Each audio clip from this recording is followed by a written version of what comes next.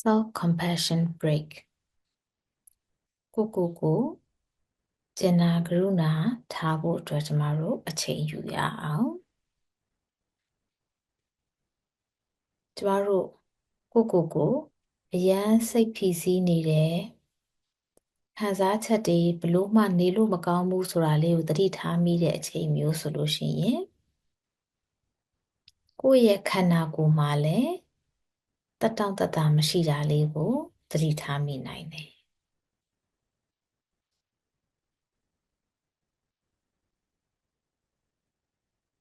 အဲ့လိုအခါမျိုးမှာအဲ့ဒီတက်တောင့်တတမဖြစ်မှုကိုယ့်ရဲ့ခန္ဓာကိုယ်ကဘယ်နေရာမှာခံစားရတာလဲသတိထားကြည့်ပါ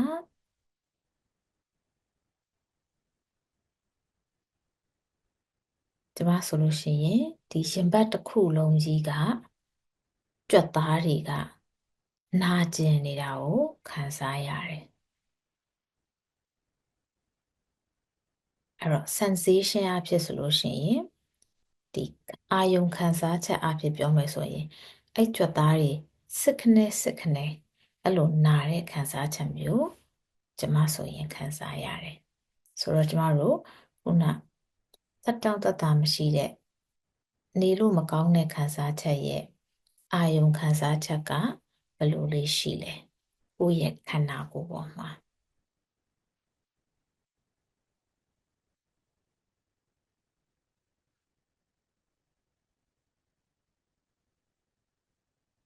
ကိုသတိထားမိပြီတက်တောင့်တတမရှိတဲ့နေရာလေးကိုသတိပြုမိပြီဆိုလို့ရှိရင်ကိုပြောပြပေးပါဒီအချိန်ကအရန်နာကျင်ရတဲ့အချိန် This is a moment of suffering နာကျင်စရာတွေကိုကြုံနေရတဲ့အချိန်ဒါကျမတို့နာကျင်ရတဲ့အချိန်ဆိုတာလေးကိုအသိတတိကပ်လိုက်တာ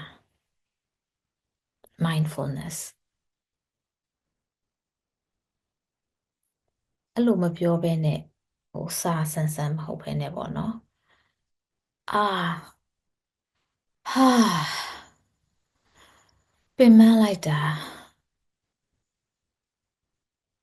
it's hurt အရန်နာကျင်ရတယ်ဒါမျိုးလဲကျမတို့ပြောလို့ရတယ်အရန်စိတ်ပင်ပန်းရတာပဲ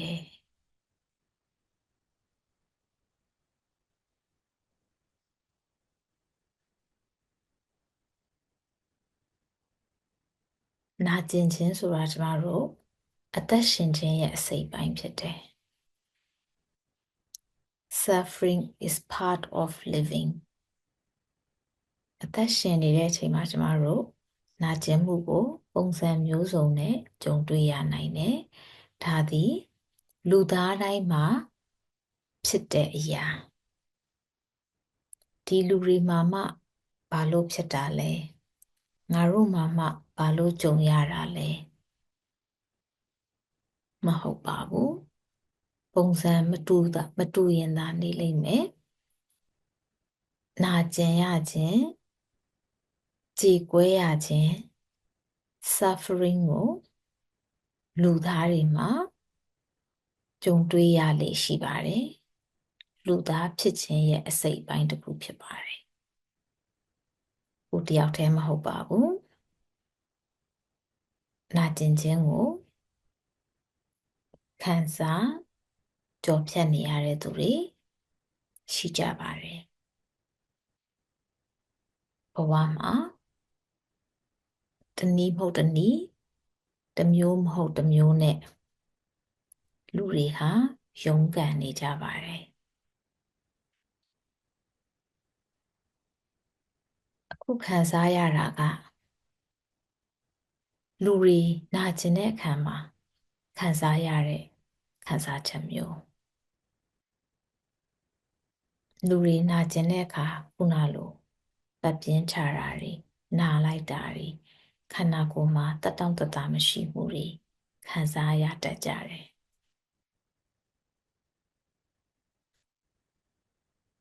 အဲ့လိုနာကျင်ရတဲ့အခါကျမတို့ဘာလုပ်ကြမလဲခန္ဓာကိုယ်မှာနာကျင်လို့ရှိရင်ကျမတို့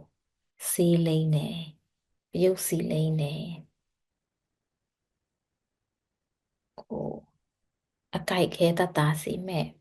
ပလတ်စတာလိုမျိုးကတ်တယ်တိတ်နာရင်ကျမတို့ဆေးတောက်တယ်စိတ်ပိုင်းဆိုင်ရာမှာနာကျင်ရရင်ရောကျမတို့ဘယ်လိုမျိုးဒီနာကျင်မှုကိုဂရုစိုက်ကြမလဲ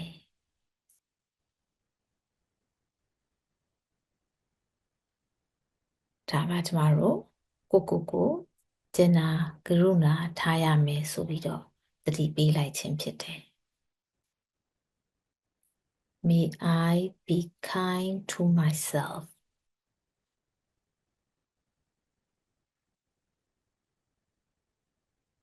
ကိုကျင်နာတတ်ပါစေကိုယ့်ရဲ့ခန္ဓာရည်ရှိမှုခန္ဓာရည်မရှိတော့မှုတွေကိုလက်ခံနိုင်ပြီးတော့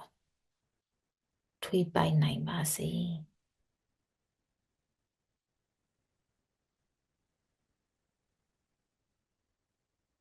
ကိုယ့်ရဲ့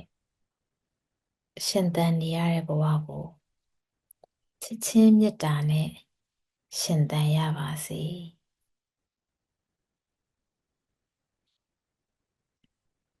ကိုယ့်အတွက်ကိုဘယ်လိုစကားလုံးလေးပြောချင်မလဲကိုကျင်နာမှုပြနိုင်တဲ့ကိုကျင်နာမှုပြရန်ကြတဲ့စကားလုံးလေးကိုအတွက်ကိုရွေးချယ်ပြီးတော့ပြောလိုက်ပါ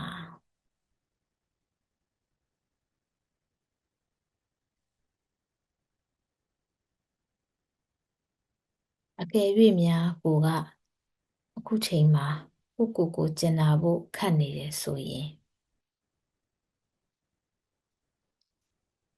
အကယ်၍များကိုမိတ်ဆွေတငယ်ချင်းတယောက်က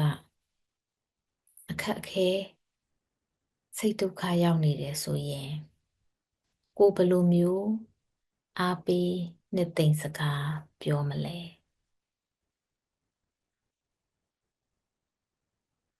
ဘယ်လိုစကားလုံးမျိုးပြောမလဲဘယ်လိုလေသံနဲ့ပြောမလဲကိုယ့်ရဲ့အမူအရာကောဘယ်လိုပုံစံဖြစ်နေမလဲ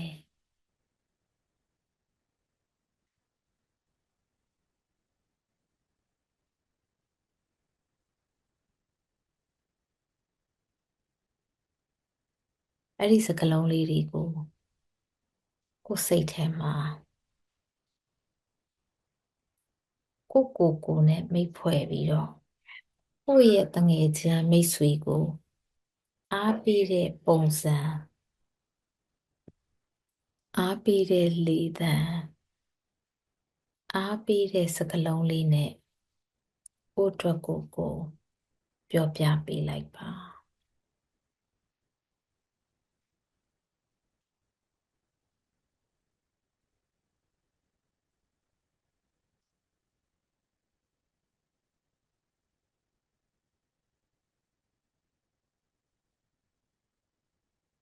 အဲ့လိုမျိုးကိုယ့်အတွက်ကိုမြင်သာတဲ့ကျင်နာတဲ့စကားလေးတွေပြောပေးရတာဘယ်လိုခံစားရလဲသတိထားကြည့်ပါ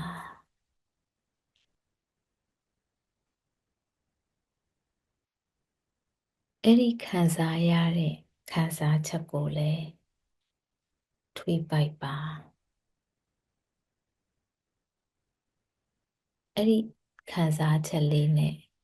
ခဏလောက်အတူနေပါ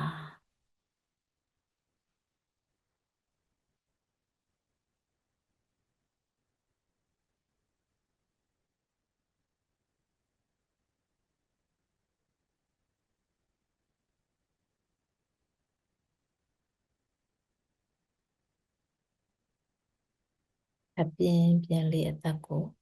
ရှူသွင်းရင်းနဲ့ရှူထုတ်လေဝါနေအောင် ရှုသွင်းရှုထုတ်လေးလုပ်လိုက်ပါ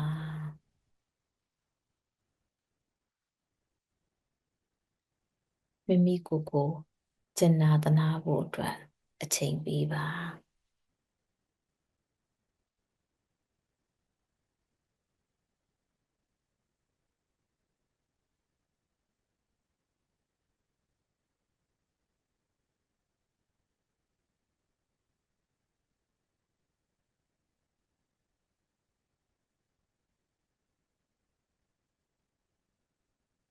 ကျေးဇူးပါ